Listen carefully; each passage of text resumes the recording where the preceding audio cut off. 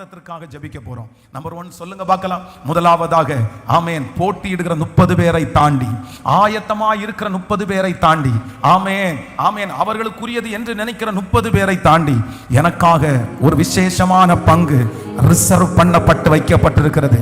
அது எனக்கு ஒருத்தனுக்காக காத்திருக்கிறது. சீக்கிரமாய் அதை கர்த்தர் எனக்கு தருவேன் என்று வாக்கு கொடுக்கிறார். ஆமென்.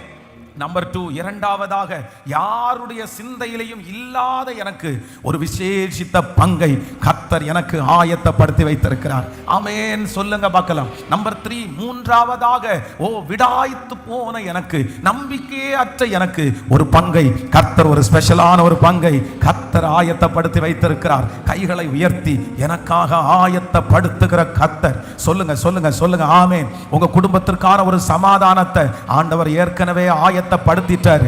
இந்த 100 days ஜபத்தினுடைய முதல் நாள் ஜபம் ஆரம்பிக்கும் போதே நிறைய பேருக்கு கர்த்தர் ஆயத்தப்படுத்திட்டாரு. கர்த்தர் ஆயத்தப்படுத்திட்டாரு. இந்த 2025வது வருஷத்தினுடைய முடிவில் நிறைய பேருக்கு கர்த்தர் ஆயத்தப்படுத்திட்டாரு. அவருடைய வருகை தாமதிச்சுன்னா அவர் ஆயத்தம் பண்ணி வச்சிருக்கிறத வருகிற வருஷத்துல நம்முடைய கண்ணு பார்க்க போகுது. உங்க குடும்பம் பார்க்க போகுது. சீக்கிரமா சீக்கிரமா ஆண்டவர் உங்களுக்கு ஆயத்தம் பண்ணி வைத்திருக்கிறத நீங்களும் நானும் அனுபவிக்க போகிறோம். ஜெபிங்க ஜெபிங்க ஜெபிங்க, சத்தத்தை உயர்த்தி ஜெபிங்க. இந்த வார்த்தைக்காக ஜெபிங்க. ஸ்தோத்திரம் ஸ்தோத்திரம் ஸ்தோத்திரம் ஸ்தோத்திரம்.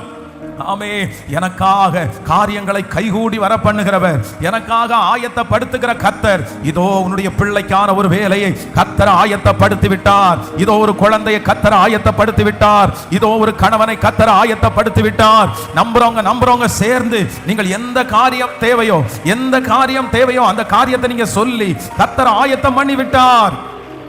கர்த்தர் ஆயத்தம் பண்ணி விட்டார். ஆண்டவரை ஆயத்தம் பண்ணி விட்டார். எனக்காக ஆயத்தப்படுத்துகிற கர்த்தர், எனக்காக ஆயத்தப்படுத்துகிற கர்த்தர். ஹalleluya, thank you Jesus.